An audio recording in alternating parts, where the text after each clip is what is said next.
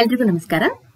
ಪ್ರೀತಿಯ ವಿದ್ಯಾರ್ಥಿಗಳೇ, ಕಳೆದ ವಿಡಿಯೋ ಪಾಠದಲ್ಲಿ ನಾಟಕಕಾರರಾದ ಪಿ ಲಂಕೇಶ್ ಅವರ ಪರಿಚಯವನ್ನು ನೋಡಿದ್ರಿ. ಈ ವಿಡಿಯೋ ಪಾಠದಲ್ಲಿ ಸಂಕ್ರಾಂತಿ ನಾಟಕದ ವಸ್ತು, ಪಾತ್ರ ಮತ್ತು ಹಿನ್ನೆಲೆಗಳ ಪರಿಚಯವನ್ನ ನೋಡೋಣ. ಹಾಗಿದ್ರೆ ಮೊದಲಿಗೆ ಈ ಸಂಕ್ರಾಂತಿ ನಾಟಕದಲ್ಲಿ ಬರ್ತಕ್ಕಂಥ ಪ್ರಮುಖ ಪಾತ್ರಗಳ ಬಗ್ಗೆ ಪರಿಚಯವನ್ನ ಮಾಡಿಕೊಳ್ಳೋಣ. ಉಜ್ಜ, ಇವನೊಬ್ಬ ಹೊಲೆಯ ಮತ್ತೆ ಕೇರಿಯ ಹಿರಿಯ ಕೂಡ ಹೌದು. ರುದ್ರನ ತಂದೆ ಮತ್ತೆ ಶರಣನಾಗಲು ಒಪ್ಪದವನು. ಇನ್ನು ಕೆಂಚ, ಇವನು ಸಹ ಹೊಲೆಯ ಮತ್ತೆ ಉಜ್ಜನ ಆತ್ಮೀಯ, ಶರಣನಾಗಲು ಒಪ್ಪದವನು. ಇನ್ನು ರುದ್ರ, ಇವನು ಉಜ್ಜನ ಮಗ, ಬಸವಣ್ಣನವರ ಒಂದು ಪ್ರಭಾವಕ್ಕೆ ಒಳಗಾಗಿ ಶರಣನಾದವನು. ಇನ್ನು ವ್ಯಕ್ತಿ 1, 2, 3, 4, 5 ಮತ್ತು 6 ಇವರು ಹೊಲೆಯ ಯುವಕರು ಮತ್ತೆ ಶರಣರಾಗಲು ಒಪ್ಪಿದಂತೆ ನಟಿಸುವವರು.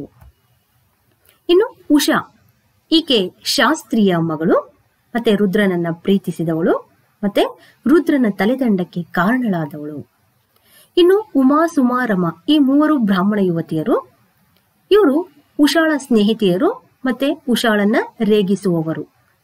ಇನ್ನು ಬಿಜ್ಜಳ, ಕಲ್ಯಾಣ ನಗರದ ರಾಜ ಅಥವಾ ದೊರೆ ಅಂತಾನೆ ಹೇಳ್ಬೋದು. ಇನ್ನು ಬಸವಣ್ಣ, ನಿಮ್ಗೆಲ್ಲ ಗೊತ್ತಿದೆ, 12ನೇ ಶತಮಾನದ ಒಬ್ಬ ಹರಿಕಾರ ಅಥವಾ ಕ್ರಾಂತಿಕಾರಿ ಮತ್ತೆ ಸಾಮಾಜಿಕ ಸುಧಾರಣೆಯ ನೇತಾರ ಅಂತ ಹೇಳಿನೇ ನಾವು ಕರಿತೀವಿ. ಇನ್ನು ಭಟ್ಟ, ಇವನೊಬ್ಬ ಗೂಢಾಚಾರ ಅಥವಾ ವರದಿಗಾರ ಅಥವಾ ಕಥೆಗಾರ ಅಂತ ಕರಿಬಹುದು. ಇದಿಷ್ಟು ನಾಟಕದಲ್ಲಿ ಬರ್ತಕ್ಕಂಥ ಪಾತ್ರಗಳ ಒಂದು ಸಂಕ್ಷಿಪ್ತ ಪರಿಚಯ. ಈಗ ನಾಟಕದ ವಸ್ತುವನ್ನು ಕುರಿತು ನಾವು ನೋಡೋಣ. 1973ರಲ್ಲಿ ಪ್ರಕಟವಾದಂತ ಲಂಕೇಶರ ಸಂಕ್ರಾಂತಿ ನಾಟಕ ಆಧುನಿಕ ಕನ್ನಡ ಐತಿಹಾಸಿಕ ನಾಟಕದಲ್ಲಿನೇ ಒಂದು ವಿಶಿಷ್ಟ ಮಾದರಿಗೆ ಸೇರುವಂತದ್ದು. ನೋಡಿ, ಮತ್ತೆ ಈ ನಾಟಕವನ್ನ ಐತಿಹಾಸಿಕ ಅಂತ ಹೇಳಿ ಸರಳೀಕರಿಸೋ ಹಾಗಿಲ್ಲ. ಯಾಕೆ ಅಂತಂದ್ರೆ ವಸ್ತುವನ್ನ ಕುರಿತು ನಾವು ಆಲೋಚನೆ ಮಾಡುವಾಗ ಅದರ ಚಾರಿತ್ರಿಕ ಹಿನ್ನೆಲೆಯನ್ನು ಕೂಡ ನಾವು ನೋಡ್ಬೇಕಾಗತ್ತೆ. ಹಾಗಿದ್ರೆ ಯಾವುದು ಚಾರಿತ್ರಿಕ ಹಿನ್ನೆಲೆ ಅಂತಂದ್ರೆ, ಮೊದಲನೇದಾಗಿ ಕನ್ನಡ ನಾಡಿನ ಚಾರಿತ್ರಿಕ ವ್ಯಕ್ತಿಗಳಾದಂತ ಬಿಜ್ಜಳ ಮತ್ತು ಬಸವಣ್ಣನವರ ಪಾತ್ರವರ್ಗ ನಾಟಕದಲ್ಲಿ ಬಂದಿರೋದು. ಇನ್ನು ಎರಡನೆಯದು 12ನೇ ಶತಮಾನದ ಶರಣ ಚಳುವಳಿ ಅಥವಾ ವಚನ ಚಳುವಳಿಯ ಒಂದು ಪ್ರಭಾವ ಮತ್ತೆ ಪರಿಣಾಮ ನಾಟಕದಲ್ಲಿ ಚರ್ಚೆಗೆ ಗುರಿಯಾಗಿರೋದು.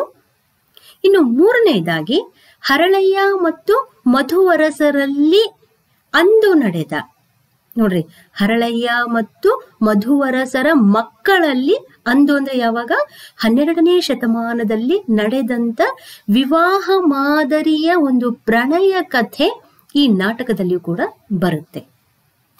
ಇದಿಷ್ಟನ್ನ ನಾವು ನಾಟಕಕ್ಕೆ ಚಾರಿತ್ರಿಕ ಹಿನ್ನೆಲೆ ಅಂತ ಹೇಳಿ ಗುರುತಿಸ್ಕೊಂಡಿದ್ದೀವಿ. ಆದ್ರೆ ನಾಟಕಕಾರರು ಈ ಎಲ್ಲ ಚಾರಿತ್ರಿಕ ಹಿನ್ನೆಲೆಯನ್ನ ಸಾಂಕೇತಿಕವಾಗಿ ಬಳಸ್ಕೊಂಡಿರೋದ್ರಿಂದ ಈ ನಾಟಕ ನಮಗೆ ಸಮಕಾಲೀನವಾಗಿಯೂ ಕೂಡ ಪ್ರಸ್ತುತ ಆಗುತ್ತೆ ಅಂತಾನೆ ಹೇಳಬಹುದು. ಹಾಗಿದ್ರೆ ನಾಟಕದ ಕೇಂದ್ರ ಯಾವುದು, ನಾಟಕದ ವಸ್ತು ಯಾವುದು ಅಂತ ಹೇಳಿ ನೋಡ್ತಾ ಇದ್ದೀವಲ್ವಾ. ಪರಿವರ್ತನೆಯ ಘಟ್ಟದಲ್ಲಿರ್ತಕ್ಕಂಥ ಕೆಳ ಸಂಸ್ಕೃತಿ ಮತ್ತೆ ಈ ಪರಿವರ್ತನೆಯನ್ನ ಸದಾ ತಡಿಬೇಕು ಅಂತಾನೆ ಕಂಕಣಬದ್ಧವಾಗಿರ್ತಕ್ಕಂಥ ಒಂದು ಪ್ರತಿಷ್ಠಿತ ಸಂಸ್ಕೃತಿ. ಈ ಎರಡೂ ಸಂಸ್ಕೃತಿಗಳ ನಡುವೆ ನಡೀತಕ್ಕಂಥ ಒಂದು ಹೋರಾಟನೇ ಈ ಸಂಕ್ರಾಂತಿ ನಾಟಕದ ವಸ್ತು ಅಥವಾ ಕೇಂದ್ರ ಅಂತ ಹೇಳ್ಬೋದು. ಇಲ್ಲಿ 12ನೇ ಶತಮಾನದ ಬಸವಣ್ಣನವರ ನೇತೃತ್ವದ ಒಂದು ವಚನ ಚಳುವಳಿ ಸಮಾಜದಲ್ಲಿ ತಂದಂತ ಬದಲಾವಣೆ. ನಿಜವಾಗ್ಲೂ ನಾಟಕದಲ್ಲಿ ಬದಲಾವಣೆ ಅನ್ನೋದು ಬರುತ್ತಾ ಅಂತ ಹೇಳಿ ನಾವು ನೋಡ್ಬೋದು. ಈ ನಾಟಕದಲ್ಲಿ ಬಹಳ ಪ್ರಮುಖವಾಗಿ ಬಸವಣ್ಣನವರು ತಂದಂತ ಪರಿವರ್ತನೆ ಏನಪ್ಪಾ ಅಂತಂದ್ರೆ, ಆ ಕೇರಿಯ ದಲಿತರನ್ನ ಶರಣರನ್ನಾಗಿ ಪರಿವರ್ತನೆ ಮಾಡೋದು. ನೋಡ್ರಿ, ಈ ಶರಣರನ್ನಾಗಿ ಪರಿವರ್ತನೆ ಮಾಡೋದಿದೆಯಲ್ಲ, ಬಹಿರಂಗದಲ್ಲಿ ಇದು ನಮ್ಗೆ ಒಂದು ಕ್ರಾಂತಿಯಾಗಿ ಒಂದು ಆದರ್ಶವಾಗಿ ಕಂಡ್ರೂ ಕೂಡ ಆ ನಾಟಕದಲ್ಲಿ ಬರ್ತಕ್ಕಂಥ ಪಾತ್ರಗಳ ಅಂತರಂಗದ ತುಮುಲಗಳೇನು, ಅವರ ಭಾವನೆಗಳೇನು, ಆ ಪರಿವರ್ತನೆಗೆ ಆ ಮನಸ್ಸುಗಳು ಸಿದ್ಧ ಆಗಿದಾವ ಅಥವಾ ಪಕ್ವ ಆಗಿದಾವ ಅನ್ನೋದನ್ನ ನಾವು ನೋಡ್ಬೇಕಾಗುತ್ತೆ. ಹಾಗಾಗಿ ಅಲ್ಲಿ ಉಜ್ಜ ಆಗಿರ್ಬೋದು, ಕೆಂಚ ಆಗಿರ್ಬೋದು, ಮತ್ತೆ ನಾಟಕದಲ್ಲಿ ಬರ್ತಕ್ಕಂಥ ಇತರ ವ್ಯಕ್ತಿಗಳಾಗಿರ್ಬೋದು, ಅವ್ರೆಲ್ರಿಗೂ ಕೂಡ ಬಸವಣ್ಣನವರ ಒಂದು ಮಾತುಗಳು, ಒಂದು ಉಪದೇಶ ಪಾಲಿಸೋದಕ್ಕೆ ತುಂಬಾ ಕಷ್ಟ ಆಗುತ್ತೆ. ಬಸವಣ್ಣನವ್ರು ಹೇಳ್ತಾರೆ, ಕುಡಿಬಾರ್ದು, ಮಾಂಸ ತಿನ್ಬಾರ್ದು, ಮತ್ತೆ ಪ್ರಾಣಿ ಬೇಟೆಯನ್ನ ಮಾಡಬಾರ್ದು ಅಂತ ಹೇಳ್ತಾರೆ. ಇದು ಅವರಿಗೆ ಪಾಲಿಸೋದು ಬಹಳ ಕಷ್ಟ ಆಗುತ್ತೆ. ನೋಡ್ರಿ, ಆ ಕೇರಿಯ ಹಿರಿಯ ಉಜ್ಜನಲ್ಲಿ ಈ ಹೊಲೆಯರೆಲ್ಲ ಶರಣರಾಗ್ತಾ ಇರ್ತಕ್ಕಂಥದ್ದು ಗೊಂದಲ ಉಂಟು ಮಾಡುತ್ತೆ, ಮತ್ತೆ ಅವನ ಜೀವ ಸೆಲೆಯನ್ನೇ ಬತ್ತಿಸಿ ಬಿಡುತ್ತೆ. ಅದು ಏನಪ್ಪಾ, ನಾವು ಪರಿವರ್ತನೆಗೆ ನಮ್ಮತನವನ್ನ ಕಳ್ಕೊಂಡು ನಾವು ಪರಿವರ್ತನೆಗೆ ಒಳಗಾಗ್ಬೇಕಾ, ನಾವು ಶರಣರಾಗ್ಬೇಕಾ ಅಂತ ಹೇಳಿ ಅವನಿಗೆ ಅನ್ನಿಸ್ಬಿಡುತ್ತೆ. ಅದಕ್ಕೆ ಕೇರಿ ಜನರನ್ನೆಲ್ಲ ಸೇರಿಸ್ಕೊಂಡು ಅವನು ಕತೆ ಹೇಳೋ ಸಂದರ್ಭದಲ್ಲಿ ರುದ್ರ ಕೂಡ ಬರ್ತಾನೆ. ರುದ್ರ ಹೇಳ್ತಾನೆ ಅವರ ತಂದೆಗೆ, ನೀನ್ ಇನ್ಮೇಲಿಂದ ಕುಡಿಬಾರ್ದು ಅಂತ ಹೇಳಿ. ಅದನ್ನು ಕೇಳಿ ಉಜ್ಜನಿಗೆ ಬಹಳ ಬೇಜಾರಾಗ್ಬಿಡ್ತದೆ.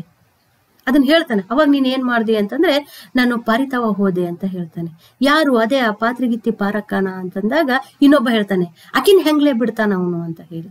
ಅದಕ್ಕೆ ಉಜ್ಜನ ಮಾತುಗಳು ನೋಡಿ ನಾಟಕದಲ್ಲಿ ಹೇಗ್ ಬರ್ತವೆ ಅಂತಂದ್ರೆ, ಹೆಂಗ್ಲಾ ಬಿಡ್ತಿ, ಬಿಟ್ಟೇನ್ಲಾ ಮಾಡ್ತಿ, ಹೆಂಡಾ ಬಿಡು, ಕಂಡಾ ಬಿಡು, ಹೆಂಗ್ಸ್ ಬಿಡು, ಏನೇನ್ಲಾ ಬಿಡೋದು ಅಂತ ಹೇಳ್ತಾನೆ. ಅಂದ್ರೆ ಇಲ್ಲಿ ಉಜ್ಜನ ಮಾತುಗಳು ಏನನ್ನ ಧ್ವನಿಸ್ತಾ ಇದೆಯಾ ಅಂತಂದ್ರೆ, ಒಂದು ಸಮುದಾಯದ ತಲ್ಲಣಗಳನ್ನೇ ಅಲ್ಲಿ ದಾಖಲಿಸ್ತಾ ಇದೆ. ನೋಡಿ, ಸಮಯ ಬಂದ್ರೆ ಅವರು ಬಸವಣ್ಣನನ್ನೇ ನಿಂದಿಸ್ತಾರೆ. ಕೆಂಚ ಅದಕ್ಕೆ ರುದ್ರ ಹೇಳಿದಾಗ, ರುದ್ರ ಬೈದಾಗ ಕೆಂಚನಿಗೆ, ನೀನು ಕುಡಿತಾ ಇದೀಯಾ, ಮಾಂಸ ತಿಂತಾ ಇದೀಯಾ ಅಂತ ಹೇಳಿದ್ರೆ ಅವನು ಹೇಳ್ತಾನೆ, ನೋಡ್ಪ ಶರಣ್ ರುದ್ರಪ್ಪ, ನೀನಾತು ನಿನ್ ಬಸಣ್ಣರಾತು, ನನ್ನ ಹೊರಕ್ ಬರ್ಬೇಡ. ಬಸಣ್ಣರಲ್ಲ, ಆ ಜೌರಾಯನೇ ಬಂದ್ರೂ ಕೂಡ ನಾನು ಕೋಳಿ ಮಾಂಸ ತಿನ್ನೋದನ್ನ ಬಿಡಕ್ಕಿಲ್ಲ ಅಂತ ಹೇಳ್ಬಿಡ್ತಾನೆ. ಅಂದ್ರೆ ಇಲ್ಲಿ ಬಲವಂತದ ಒಂದು ಪರಿವರ್ತನೆ ಇದೆಯಲ್ಲ, ಅದನ್ನ ಆ ಪ್ರಕ್ರಿಯೆ ಸರಿ ಅಲ್ಲ ಅನ್ನೋದು ಲಂಕೇಶರ ಒಂದು ಚಿಂತನೆ.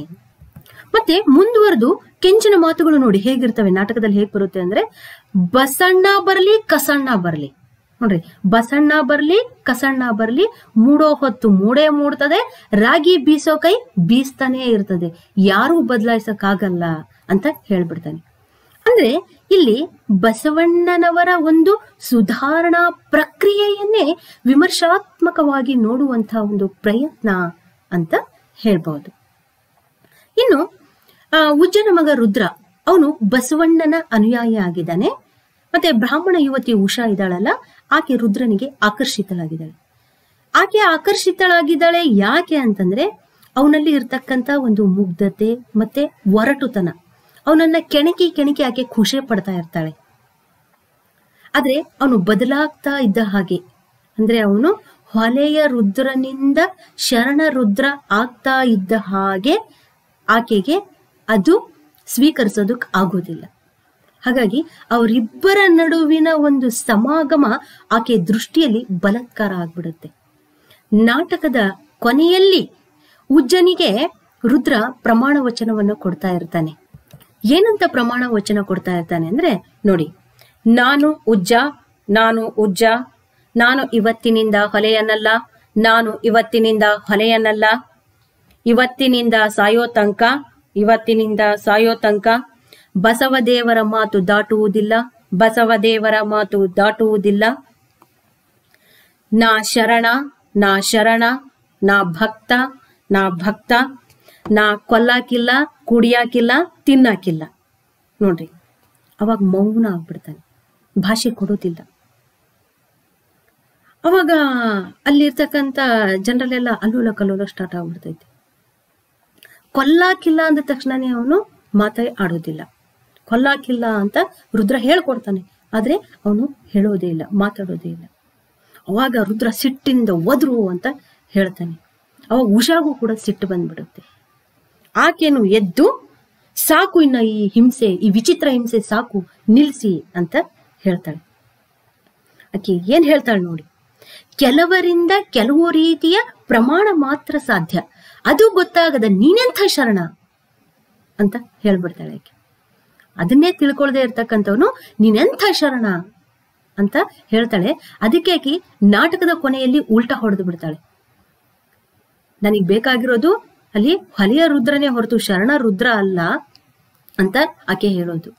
ನ್ಯಾಯ ವಿಚಾರಣೆಯನ್ನ ಬಿಜ್ಜಳ ಮಾಡೋ ಸಂದರ್ಭದಲ್ಲಿ ಬಿಜ್ಜಳ ಕೇಳ್ತಾನೆ, ನಿಮ್ಮಿಬ್ಬರ ನಡುವೆ ಇರ್ತಕ್ಕಂಥದ್ದು ಪ್ರೇಮನೋ ಅತ್ಯಾಚಾರನೋ ಅಂತಂದಾಗ ಅದು ಅತ್ಯಾಚಾರ ಅಥವಾ ಬಲಾತ್ಕಾರ ಅಂತ ಆಕೆ ಹೇಳ್ಬಿಡ್ತಾಳೆ.